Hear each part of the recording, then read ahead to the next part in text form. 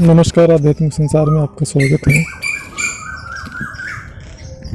कुंडलिनी शक्ति का जो जागरण क्रिया है और जो ऊर्ध्व होना है, इसमें बहुत सारे लोग भ्रमित रहते हैं कि आखिर लोगों का यह मानना होता है कि कुंडलिनी का जागरण होना ही कुंडलिनी ऊर्ध्व होना होता है। यह दोनों प्रक्रियाएं बहुत सारे लोगों के भ्रम का कारण है और बहुत सारे लोग भ्रमित भी रहते हैं। जिस प्रकार से ब्रह्मरंध्र जब साधकों का खुलता है तो बहुत सारे साधक यह मान लेते हैं कि उनका सहस्त्रार विकसित हो गया है, उनका सहस्त्रार चक्र खुल गया है, जबकि सत्य यह है कि सहस्त्रार चक्र आखिरी जन्म में ही खुलता है और सभी साधकों का सहस्त्रार चक्र नहीं खुलता है। यही कड़वा सत्य है। सहस्त्रार चक्र विकसित होने का मतलब है कि साधक की सभी कर्मों का नाश हो जाना, साधक के चित्त की भूमि का नष्ट हो जाना, तब जाकर के तो इस प्रकार से आप जो है बहुत अच्छा 2 मिनट बतिया थे वो समझना आपके लिए परम आवश्यक है कि जब कुंडलिनी जागरण होता है उस स्थिति में साधक के जो अनुभव होते हैं, जो अनुभूति होते हैं उसमें, और जब कुंडलिनी ऊर्ध्व होती है उस स्थिति में अनुभव में और अनुभूति में भारी अंतर होता है। तो इस प्रकार से अगर साधक की जो कुंडलिनी जागरण की प्रक्रिया है उसके काफ़ी समय बाद, बहुत समय बाद, जब वह कठोर संयम नियम का पालन करते हुए साधना करता रहता है, तब जाकर के उसके ऊर्ध्व होने का समय आता है। तो इस स्थिति को समझना परम आवश्यक है कि आपकी जो कुंडलिनी शक्ति है वह जागृत हो गई है या ऊर्ध्व हो गई है। क्योंकि जब वो जागृत होगी तब गुरु या मार्गदर्शक के द्वारा साधक को विशेष प्रकार के मंत्र दिए जाते हैं जो गोपनीय होती है, गुरु और शिष्य परंपरा में ही आगे जाती है।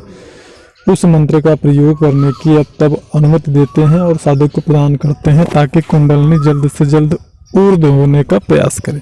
और बहुत सारे संयम, प्राणायाम, आसन इत्यादि या खान पान में परहेज इत्यादि भी बताते हैं। आचार विचार व्यवहार में परिवर्तन लाने के निर्देश भी प्राप्त होते हैं। ठीक उसी प्रकार जब साधक की कुंडलिनी ऊर्ध्व होती है तो उस स्थिति में साधक को विशेष प्रकार के मंत्र दिए जाते हैं, उनके आसन विशेष प्रकार के बताए जाते हैं, प्राणायाम विशेष तरीके से करने के लिए बताए जाते हैं और बहुत सारे आचार व्यवहार में, खान पान में परहेज, परिवर्तन, संयम का पालन करने के लिए कहा जाता है ताकि उनकी कुंडलिनी शक्ति अत्यंत उग्र हो और उनकी साधना का समय सीमा बढ़ाया या विशेष प्रकार से करने के लिए बताया जाता है। तो ठीक इसी प्रकार से दोनों के अलग अलग प्राविधान होते हैं। तो यदि आप इसी में भ्रमित रहेंगे कि आपकी कुंडलिनी ऊर्ध्व हुई है या फिर जागृत हुई है तो आप उसके अनुरूप आचरण नहीं कर सकेंगे, अनुसरण नहीं कर सकेंगे और गुरु या मार्गदर्शक से मार्गदर्शन प्राप्त हो सकता है न कर पाए। तो इस स्थिति में इन दोनों चीज़ों को समझना परम आवश्यक है। दोनों के अनुभव अलग होते हैं, दोनों की अनुभूति अलग होती है। कुंडलिनी जागरण के अनुभव और अनुभूति क्या होते हैं हमने प्रीवियस वीडियो में आपको बताया है। यहाँ पे हम आपको बता रहे हैं कि कुंडलिनी जब ऊर्ध्व होती है तो साधकों को किस प्रकार के अनुभव आते हैं।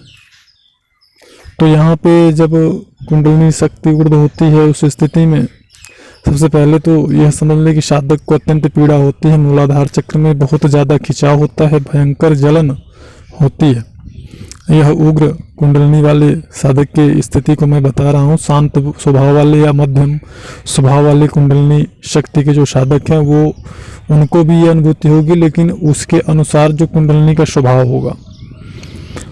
और जब कुंडलिनी शक्ति ऊर्ध होती है तो साधक की जो भस्त्रिका है वह स्वमेव चलने लगती है, और उसे कभी कभी साधकों को एक पतला सफ़ेद लाइन नीचे से ऊपर तक खिंचा हुआ महसूस होता है कि कुछ ऊपर की तरफ चढ़ रहा है। सांप की तरह सांप भी साधक को फुफकारता हुआ दिखाई दे सकता है, काले कलर का। तो इस प्रकार से इसे आप इस प्रकार के जो अनुभव होते हैं यह कुंडलिनी शक्ति के अनुभव होते हैं। और भी बहुत विशेष प्रकार के अनुभव होते हैं जो कुंडलिनी जागरण में दिखाई देते हैं, जैसे सांप ऊपर की तरफ चढ़ रहा हो, ऐसा अनुभव में उन्हें दिखता है।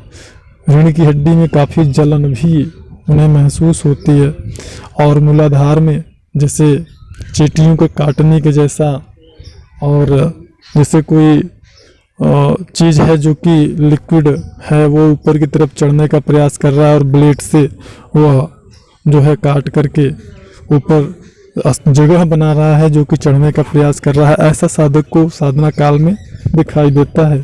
साथ ही साथ साधक को बहुत सारे सांप ही सांप ज़्यादा से ज़्यादा मात्रा में दिखाई दे सकते हैं, और उसे इस प्रकार से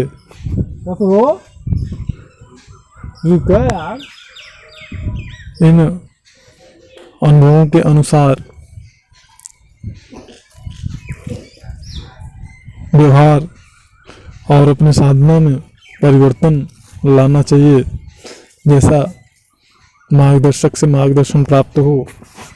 यदि उन्हें यह बताया जाता है कि हाँ आपकी कुंडलिनी शक्ति ऊर्ध्व हो गई है या जागृत हो गई है, तो उसके अनुसार उन्हें अलग अलग प्रकार के विशेष तरीके बताए जाते हैं, जैसा कि मैंने अपनी प्रीवियस वीडियो में बताया हुआ है। और ऊर्ध्व होने पे सांप के अधिक दर्शन भी होते हैं, और कुंडलिनी शक्ति के दर्शन भी होते हैं। लाल साड़ी में गोल्डन बॉर्डर में और सोने से आभूषणों से युक्त नीले आकाश में 3 नेत्रों से सुशोभित त्रिपुर सुंदरी के रूप में माता कुंडलिनी शक्ति के भी दर्शन होते हैं। जब